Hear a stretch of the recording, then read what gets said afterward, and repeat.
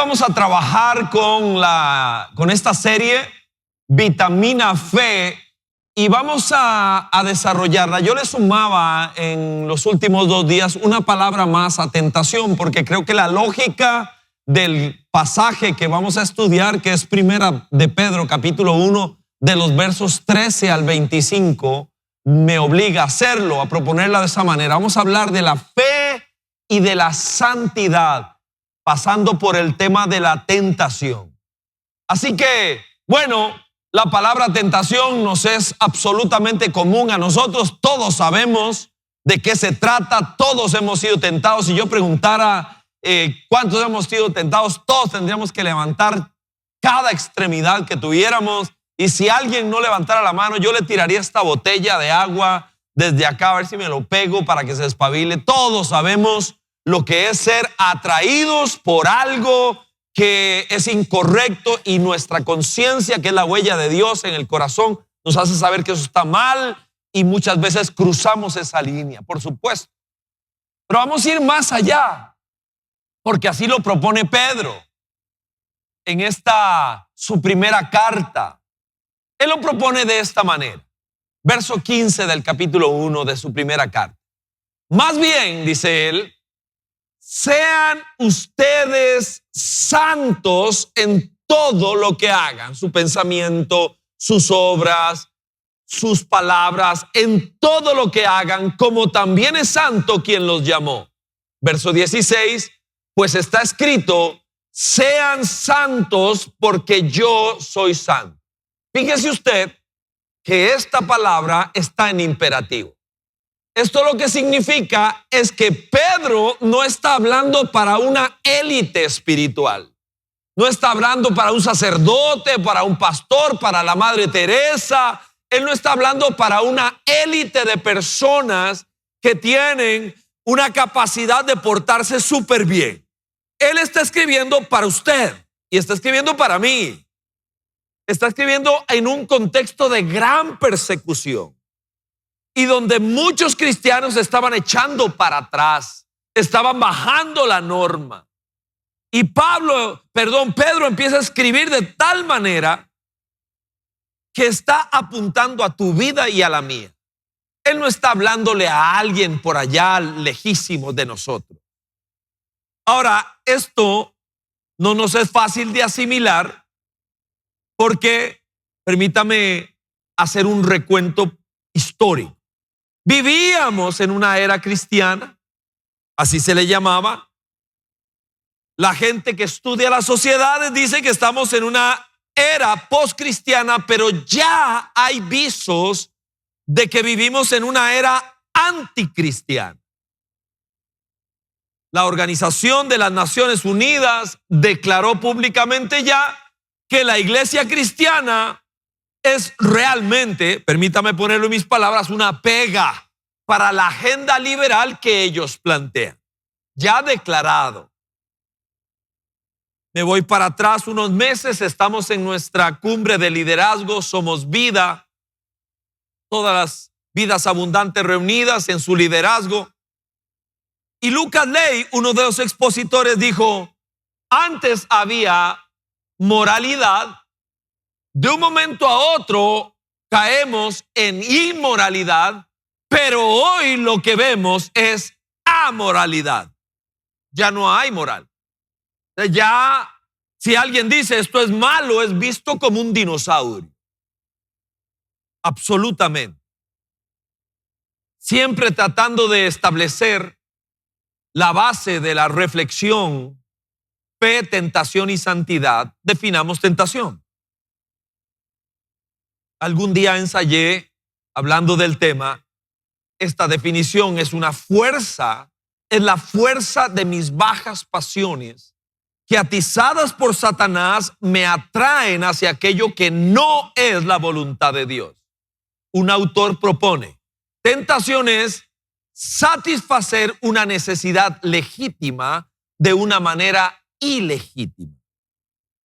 Definimos santidad.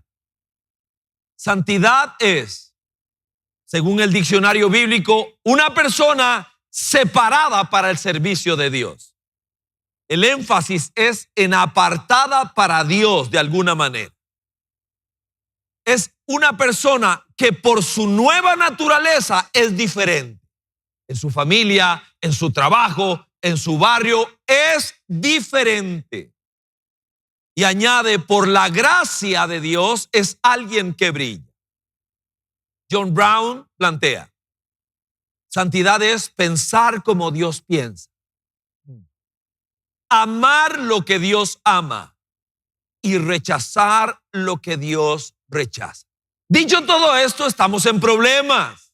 ¿Por qué? Porque todavía en nuestra mente alguien que dice santo, alguien que habla de santidad, es de algo muy lejano. ¿Qué evoca la palabra santo para muchas personas?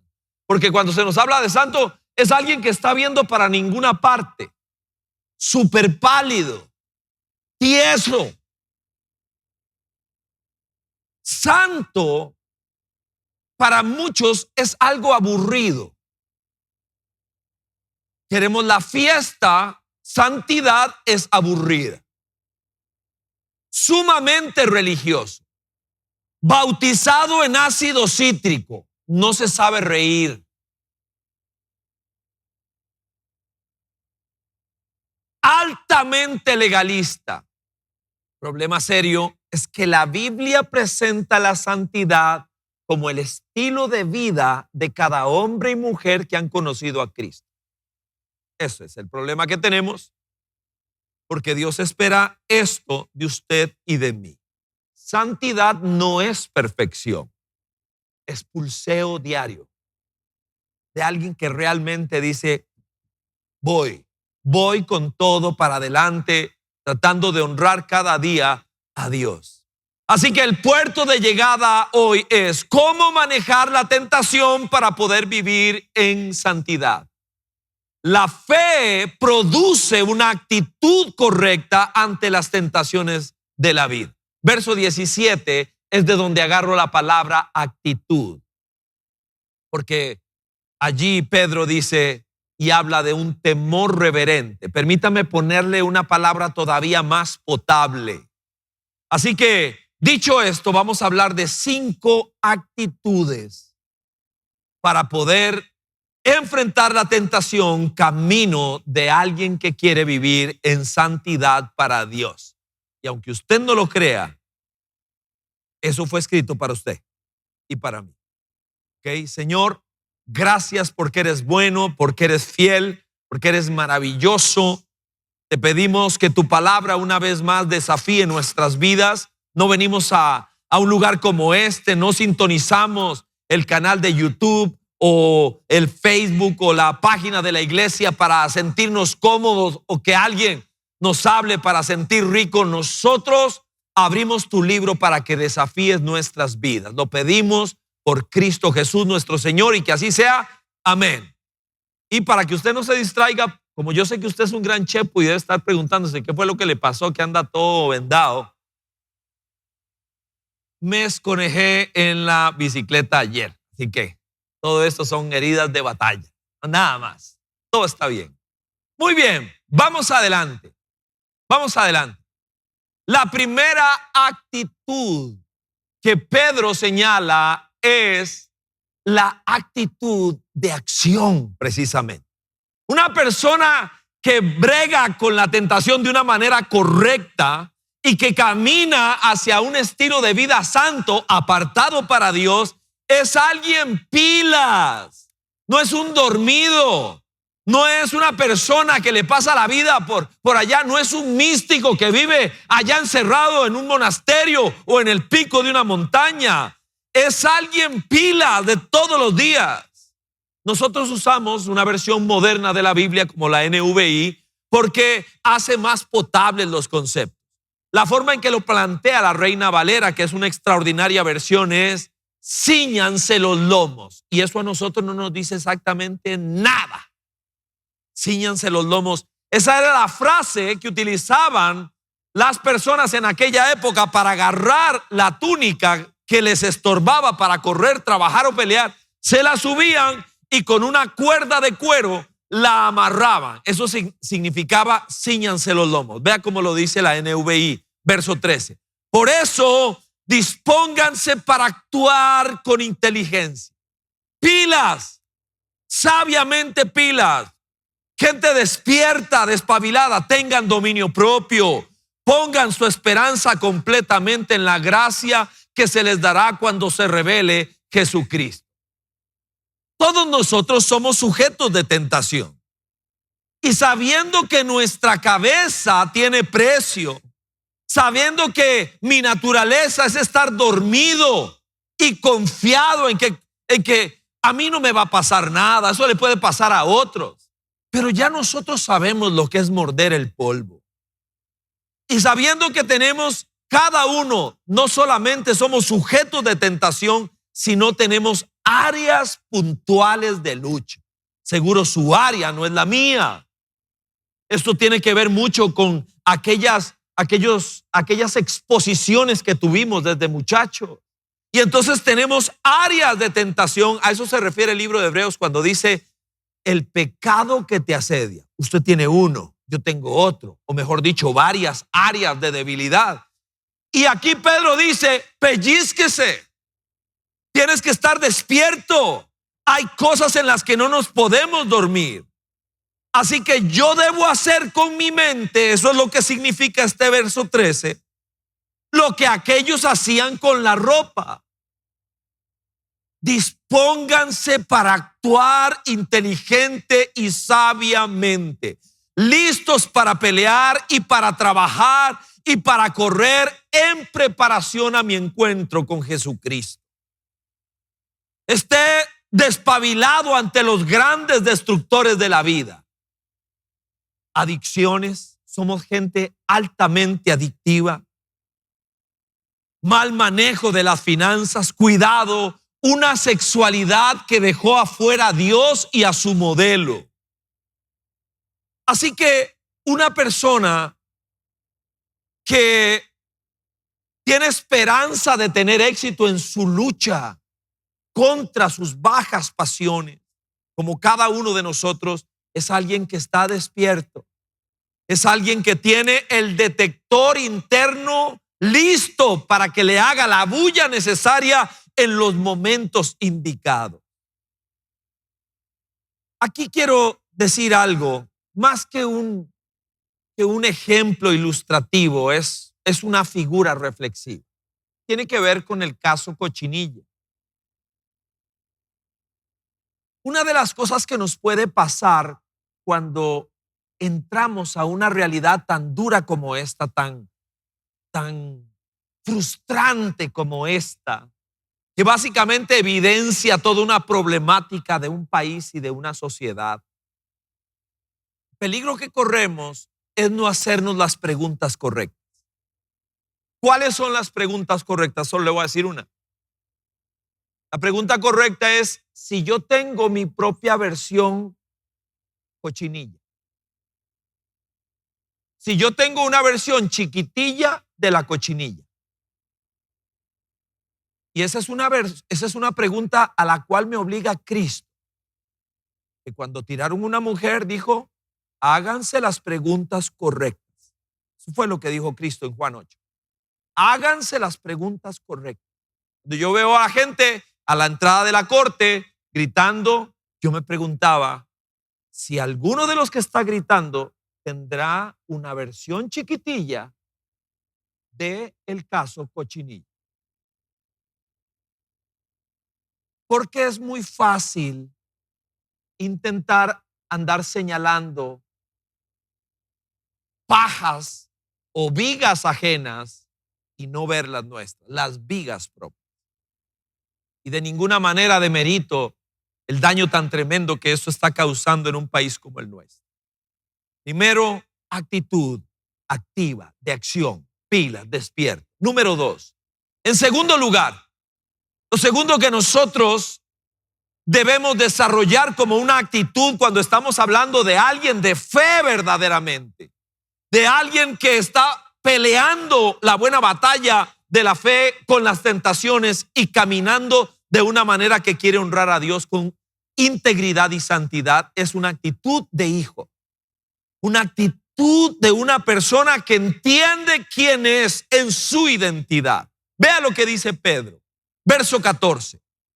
Como hijos obedientes, no te amoldes a los malos deseos que tenías antes. Vea la lógica de Pedro. Cuando vivías en la ignorancia, yo tengo que saber que mi identidad es sumamente importante. Yo tengo que saber quién soy en Dios, quién soy por Cristo, quién soy yo, quién es usted. Es lo primero que va a atacar Satanás. Jesús entra al desierto, Satanás viene y lo primero que le dice es: si eres hijo de Dios. Va a atacar su identidad, va a tratar de desestabilizar quién es para que pueda actuar de una manera diferente a lo que realmente es. Alguien siempre va a terminar comportándose según lo que cree que es. ¿Quién es usted y quién soy yo? Mi identidad importa. La historia se ha dicho y contada 1000 veces. El huevo de un águila terminó en un gallinero. La gallina hizo su trabajo, los huevos se abrieron, salieron los pollos y el aguilucho también salió. Pero él vio cómo se comportaba todo el mundo. Todo el mundo, todos los demás se comportaban como lo que eran, gallinas. Caminaban como gallinas, rascaban la tierra, comían lombrices. Y el aguilucho se comportaba de la misma manera. A pesar de que no había sido hecho para eso. Su identidad estaba distorsionada. El entorno le hizo olvidarse quién era. Dios no lo había diseñado para rascar la tierra y comer lombrices. Lo había diseñado para volar alto. Para volar alto. Pero la identidad que había asumido lo tenía comportándose igual que todo el mundo. Nosotros hemos nacido de nuevo por la obra del Espíritu Santo, según este pasaje que estamos estudiando y que siempre invitamos a la gente a que pueda masticarlo posteriormente. Tenemos una simiente diferente. Ya yo no tengo la simiente de Adán, tengo la simiente de Cristo. Mi semilla es diferente, por lo tanto mi fruto tiene que ser diferente. Jesús se convirtió en el Hijo del Hombre para que nosotros pudiéramos llegar a ser hijos de Dios. Y esa es nuestra identidad. Y tengo que aprender a asumirla y a dejar de estar rascando la tierra y comiendo lombrices, porque Dios espera mucho más de usted y de mí. Que surquemos los aires altos. Para eso Él nos diseñó. Número 3. En tercer lugar, la tercera actitud que encuentro en este pasaje es la actitud de peregrino. Pedro utiliza la palabra de manera puntual y específica. Es la actitud de alguien que sabe que esta no es su casa. Tenemos grandes problemas con muchas teologías, como la teología de la prosperidad, y me gusta ponerle comillas porque hay verdadera teología de prosperidad. Pero esta, la popular, la que propone a Dios como un mesero, la que propone a Dios como una rocola a la que le echamos moneditas y Él nos canta lo que nosotros queramos. Esa teología, al final, su asiento más negativo es que hace que la gente piense que esta es su casa.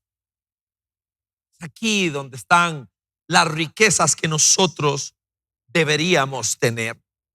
Dice Pedro de esta manera: ya que invocan como Padre al que juzga con imparcialidad las obras de cada uno, vivan con temor reverente mientras sean peregrinos en este mundo. Esta no es mi casa. esta no es mi casa. Somos peregrinos por esta tierra y esto tiene implicaciones muy importantes. Una persona que es un viajero no le mete las uñas a nada porque sabe que todo sencillamente es para el uso en el que lo voy a ocupar durante este viaje, pero no me aferro a nada. No me vuelvo loco por las chunches y por las cosas. ¿Por qué? Porque soy un viajero. Porque somos peregrinos en esta tierra. Esta no es mi casa. Y aparejado a eso, estas no son las reglas del juego. Todo es prescindible. Viajamos de manera ligera y práctica. ¿Significa eso que una persona no debería tener la intención de disfrutar de la vida? Para nada. Podemos disfrutar de la vida más que cualquier otra persona, porque Cristo vino para darle vida a nuestra vida. Juan 10:10 le da nombre a nuestra iglesia. Este misionero regresaba a casa después de décadas de trabajo en un barco lento de aquellos antiguos, y venían ya cargados de años de agotamiento regresando a casa. Y allá en puerto se oía la música. Estaban cantando y celebrando que venía un político en el barco también. Entonces este misionero junto a su esposa se queja: tantos años sirviéndote y no hay nadie allí para recibirnos y para celebrar. Y él en sus memorias describe que como pocas veces, ¡pau!, una impresión del Espíritu Santo en su vida. ¡Pum!, un golpe fuerte del Espíritu de Dios en su vida. Esta no es tu casa. Esta no es tu casa. Esta no es. Te equivoques. Esta no es. Según Mateo 25, vendrá un día en que lo escucharemos a él decir: bien hecho, buen siervo y fiel. Fuiste fiel sobre poco, pasa al gozo de tu Señor. Esa es tu casa. Somos hoy peregrinos. Nuestro único tesoro real es Jesucristo. Debo tener una actitud de viajero. Solo lo que ocupo, decía Jonathan Edwards, hablando de esto, ya que invocan como Padre al que juzga con imparcialidad. Vivan con temor reverente mientras sean peregrinos en este mundo. Decía Jonathan Edwards: resuelvo nunca hacer nada que pudiera temer hacer si fuera la última hora de mi vida. Esta no es mi casa y estas no son las reglas mías. Batallamos contra eso. Levantamos la mano en el nombre de Jesucristo. Vea esta fotografía. Es una imagen de uno de tantos desfiles y manifestaciones. Y uno se pregunta, ¿cómo se puede promover algo como esto?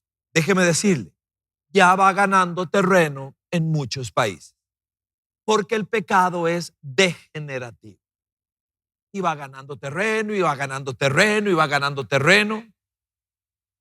Y hoy quien es atacado y rechazado es cualquier persona que levante la mano en una sociedad como esta, tratando de recordar los valores y las reglas de Dios.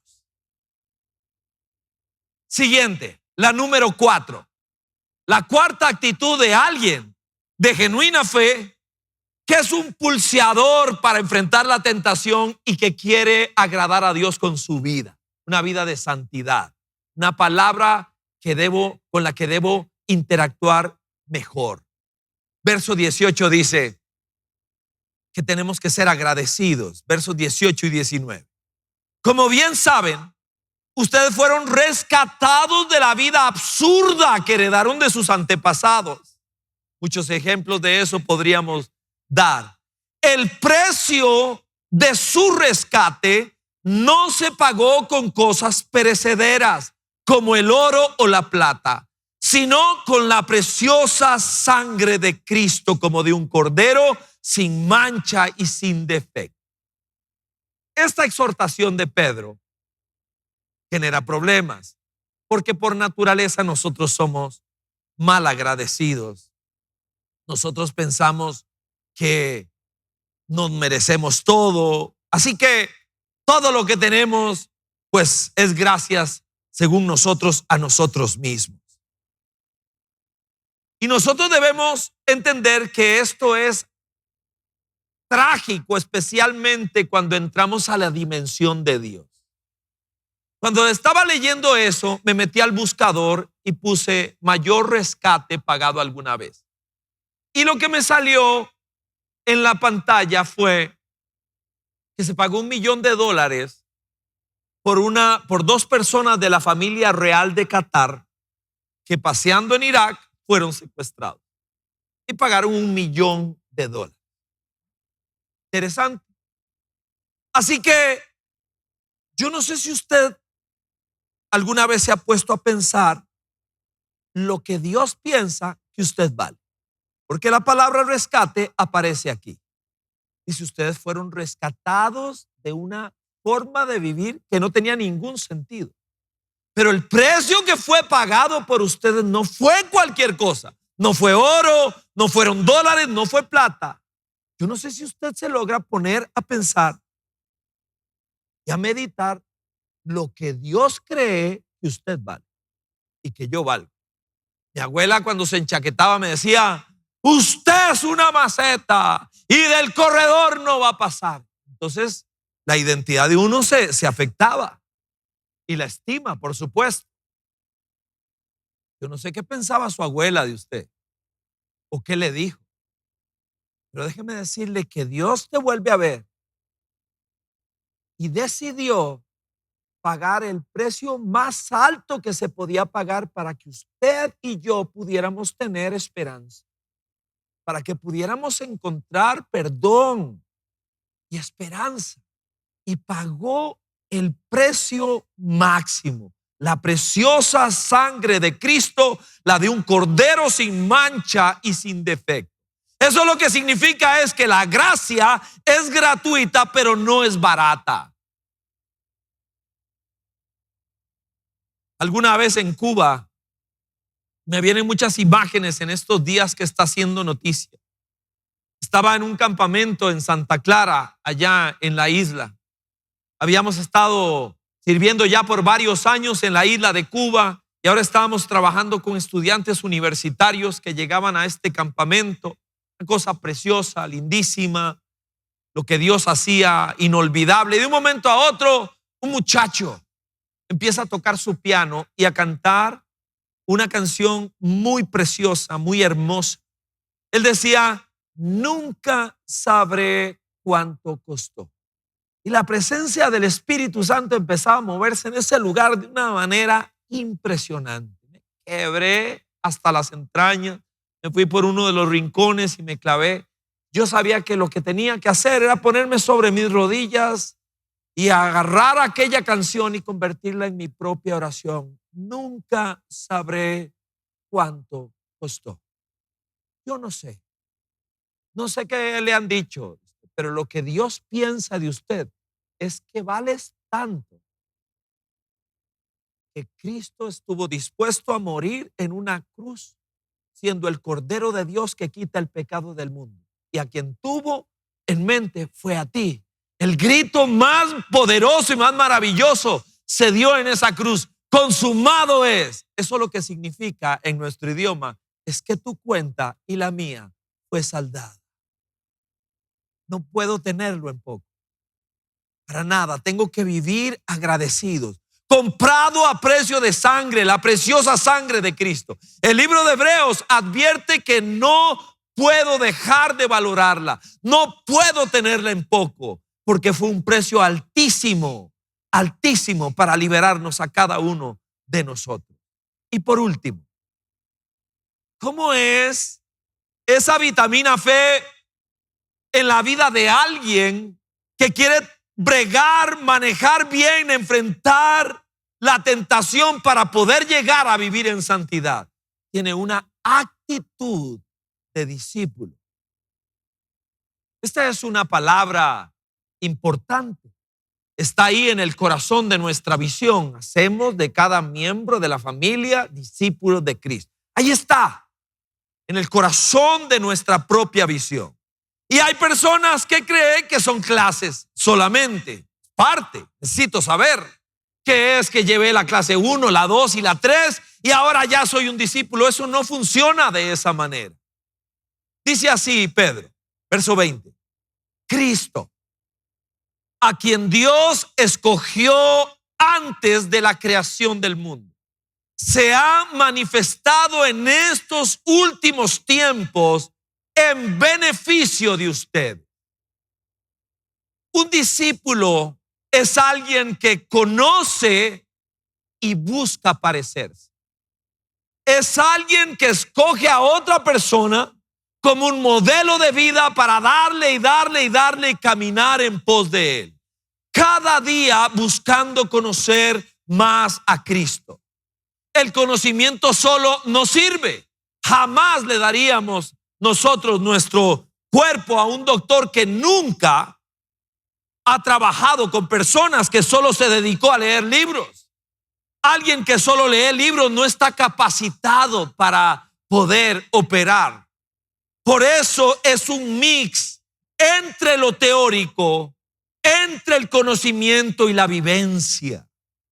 El conocimiento solo no sirve. Requiero vivir una experiencia con Jesús diariamente.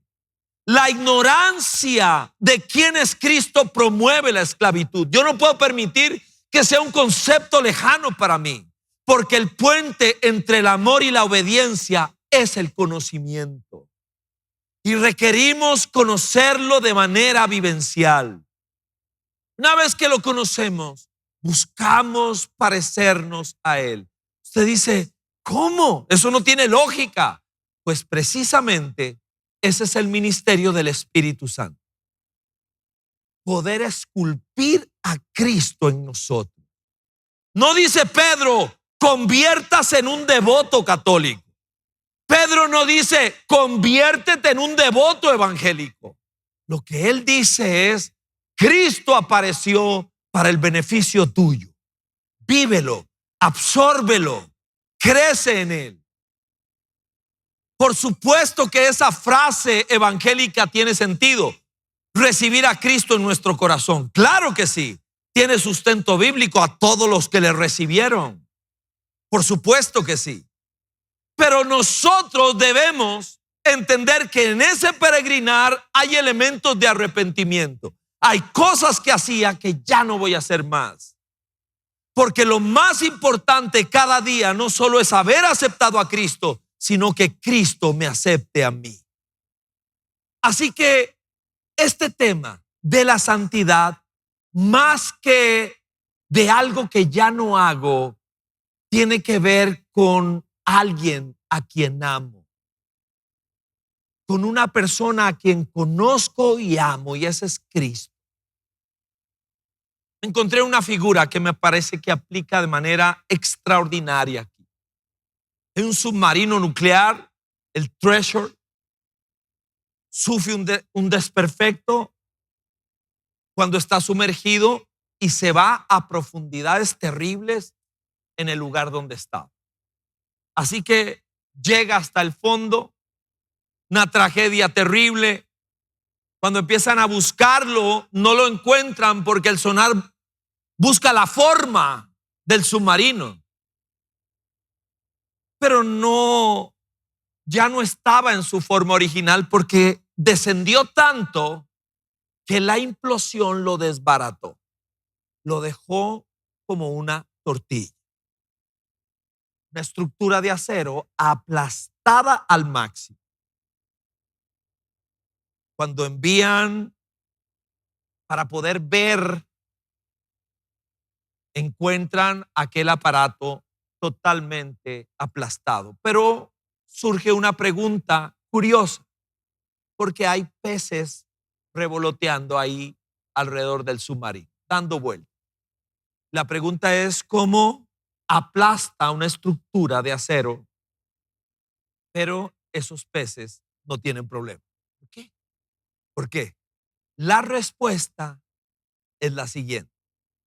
Esos animalitos creados por Dios tienen una fuerza interna de adentro hacia afuera que contrarresta la presión del agua. Si usted quiere una definición de un discípulo de Cristo, es exactamente eso. Es alguien que en medio de toda la presión que nosotros vivimos, por la gracia y por el poder de Dios, Cristo produce en nosotros una fuerza que nos permite decir que no a lo que nunca imaginamos yo podría decir que no. Hoy por hoy, en tiempos donde la palabra santidad pareciera de museo, pareciera prehistórica, es una palabra que tiene que rescatarse. Porque si hay algo que este mundo necesita, es luz en medio de tantas tinieblas. A veces menos bla, bla, bla, bla y alguien que marque diferencia en el nombre de Jesucristo. Concluyo con esto. Santos en todo lo que hacemos, lo que pensamos, es una lucha constante, lo que hablamos, cada uno de nosotros. Aquí cierro con esta figura. Napoleón se dice que una de las teorías de su muerte es que murió envenenado con arsénico. Cuando le exhuman y estudian lo que quedaba de sus restos, encuentran en algunos de los cabellos que el arsénico estaba en cantidades 30 veces para poder matar a una persona. Y lo que concluyen los investigadores es que fue envenenado con arsénico de manera minúscula, con muy pocas cantidades día tras día. Y eso me recuerda a mi vida, seguramente, y podría parecer la suya. Nosotros nos enfrentamos al arsénico, lo probamos y decimos, mira, no pasó nada. Nada, mira. Y la Biblia que dice que la paga del pecado es muerte. Pero no pasó nada, mira. Y al otro día, y al otro día, y al otro día, hasta que de repente, ¡pum!, muerto, muerto, muerto. Yo no sé usted, pero a mí me gusta saber también si hay premio para algo que Dios ofrece. Siempre hay premio. Y no solo me pregunto si hay premio allá, si hay premio aquí. Y cuando la palabra de Dios habla de santidad, de integridad de alguien como José que combatió contra la tentación, claro que hay premio. Déjeme mencionarle 3. Me gusta saber si hay una zanahoria al final del palo. Yo la ocupo, me gusta. Fui entrenado para correr con premio. Que haya premio por el esfuerzo. Déjeme mencionarle 3. La santidad es premiada en primer lugar con paz. Es alguien que puede roncar de lo lindo. Es alguien que puede dejar su celular donde le dé la gana, no tiene miedo. No tiene temor de nada. Paz. En segundo lugar, gozo. Hay gente que cree que la santidad es muy aburrida. Vea lo que dijo C.S. Lewis. Cuán poco saben las personas que creen que la santidad es aburrida. Cuando uno descubre lo que es en realidad, no hay nada que sea más irresistible. Cierto. Y le doy una más. Poder. ¿Sabe qué dice la Biblia de Cristo? Que entró al desierto y Satanás le aparece: si eres el Hijo de Dios, tírese de acá. No, dijo Jesús. Y entonces convierta las piedras en pan. No, dijo Jesús. Y entonces, y venga y se me arrodilla, yo le doy todo sin cruz, yo le doy todos los reinos. No, dijo él. Termina diciendo Lucas 4. Y Jesús salió del desierto en el poder del Espíritu Santo. Queremos servir a Dios, marcar diferencia en esta tierra. El poder es producto de la santidad. de la integridad. Así que en un fin de semana como este, donde proponemos un tema que hasta que asusta, pareciera demasiado lejano, poco linkeado con gente normal como nosotros, pulseadores, que solo Dios conoce nuestra historia. Y es a usted y a mí a quien Dios nos vuelve a ver en una mañana como esta y nos dice: sé santo, yo soy santo. Póngase de pie, por favor, y vamos a adorar a nuestro Rey y a tratar de pedirle a su Espíritu que nos ayude a digerir esto. Le invito a que cierre sus ojos un instante. Siempre tiene que haber una respuesta a la palabra de Dios. Jesús siempre predicaba y él esperaba una respuesta. Había gente que se iba, había gente que se enojaba, había gente que se alegraba, había gente que se entristecía. Siempre hay una respuesta. Y oramos para que sea la correcta. No es con otro. Esto no fue escrito para la Madre Teresa, esto fue escrito para usted. Sé santo en toda tu manera de vivir. No quiero tener mi propia versión de la corrupción que hay a mi alrededor. Si la hay, necesito arrepentirme y caminar por otro sendero. Que Dios nos ayude a marcar diferencia.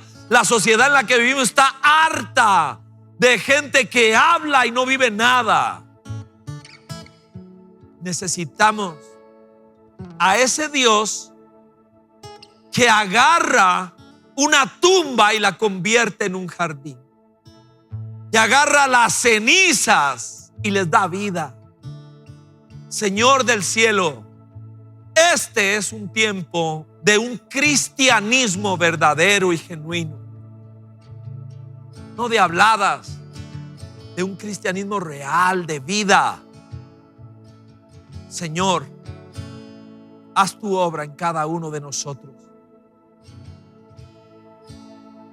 Todos los días llegamos a ese cruce donde tenemos que elegir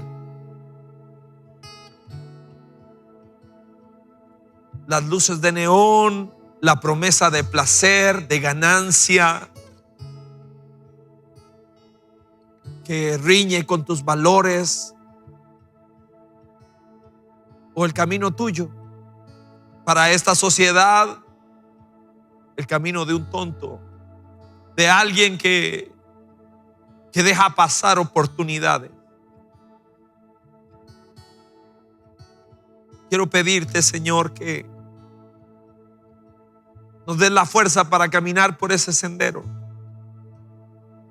Son tiempos duros, difíciles. Somos mejores que nadie. Lo único, Señor, es que hemos abierto la puerta de nuestro corazón a ti. Nos has dado tu espíritu, tu palabra.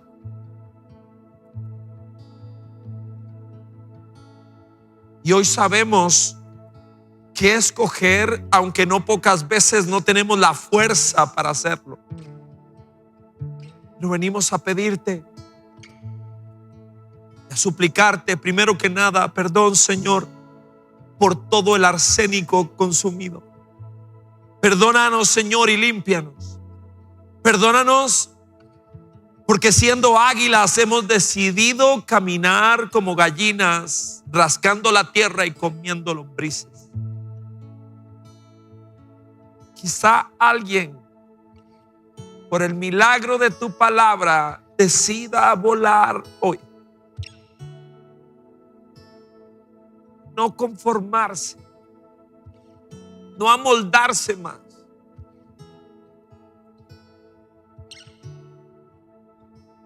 Pareciera tan lejano, pero es para mí, es para ti. Por tanto, sé santo en toda tu manera de vivir, porque escrito está: sean santos como yo soy santo. Y te ruego, Señor, empieza a sanar nuestras vidas. Continúa esa obra maravillosa. Suplicamos tu favor para con nosotros. No te olvides que somos polvos. Y un ejército de genuinos pulseadores para agradar a Dios con la fuerza del Espíritu de Dios empiece a surgir en esta generación. Eso es un milagro que solo tú puedes hacer.